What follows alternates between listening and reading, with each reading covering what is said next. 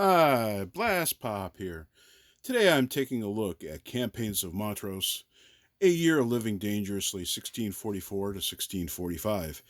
This is a game, it's part of the Hand of Destiny system, and it's a small Ziploc game and has a mere 40 counters, 18 cards, a rules booklet, and a small map. And it packs a lot of game into a small package. And it depicts, in a two-player game, James Graham, the Marquis of Montrose, and the legendary string of victories over the Scottish Covenanter government during the First English Civil War, 1642 to 1646, that would later go down in a crushing defeat. The Royalist player must recruit a Highland army and either replicate Montrose victories or march into England. The Covenanter player must overcome factional infighting to defeat Montrose. Both sides must manage the tendency of conscripted units to disband after every defeat or victory. And this is a very much individualized game in the series, Hand of Destiny series. And because you can see that the designer put some loving detail into it. The original system was designed by Joseph Miranda, and he has modified it accordingly to allow for his own interpretation of the campaign. So included is one sheet of 40 counters, kind of a thin white core, but totally serviceable. And here's your backside of the counters. Also included are the aforementioned cards, 9 per player, and they have various game impacts and they're played, like a forced march, plague, royalist desertion, charges, and they're of reasonable quality, small size cards.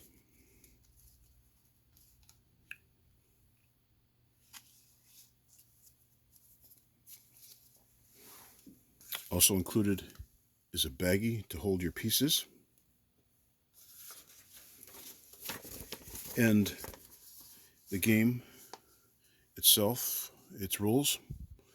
The game is designed by Brendan Whyte, and looking at it, you can see that he has lavished some loving details into the game, and it's something I'm looking forward to playing and soon.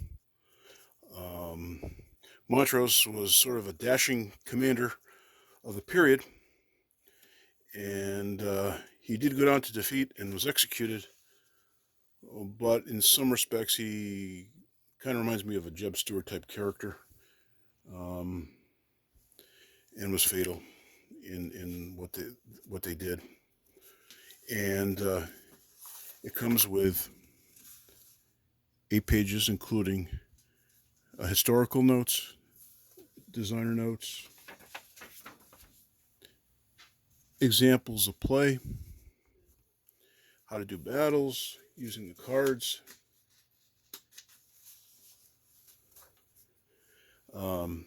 So essentially, you after your setup, you have a campaign card phase, a recruiting phase, a march phase, a battle phase, a disband phase, which was mentioned. Forces tend to disband after winning a battle, thinking that they can go home now. And it's the player turn interface. And that starts off with the Royalist first, and then continues with the Covenanter, doing essentially the same thing. You have recruiting, stacking, you got your frontiers. Now, one of the keys is that Montrose himself, if he can bring an army into England, he can win the game, unless the Covenanters prevent him from so doing. He also wins if he wins 10 victories, so he has to fight a lot of victories and be successful. So he's got a few options. So essentially what Montrose's opponent needs to do, or the player playing Montrose's opponent needs to do, is to try to prevent Montrose from actually winning by denial. And then beyond that, it goes into, you know, the disband phase, what happens, how you win battles. And then you have a series of advanced option rules that you can use of your choosing for recruiting, marching, and disbanding. Edinburgh rules for option rules for pursuit. You can assault a burg, which is a town, and try to gain a victory doing that. All well in a small package, very nicely done. And here's the map, and includes the needed charts and tables for the terrain effects, battle results, recruitment table, keeping track of Montrose's victory, terrain key, and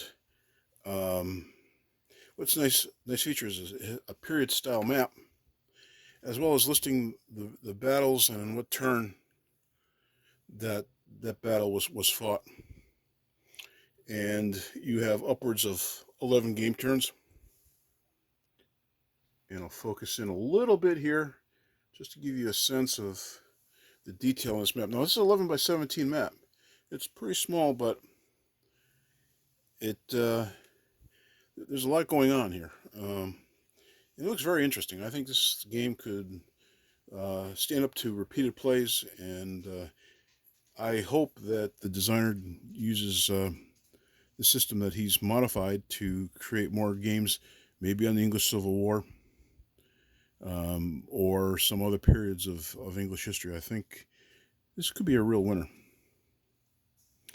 In any case, this has been Blastpop.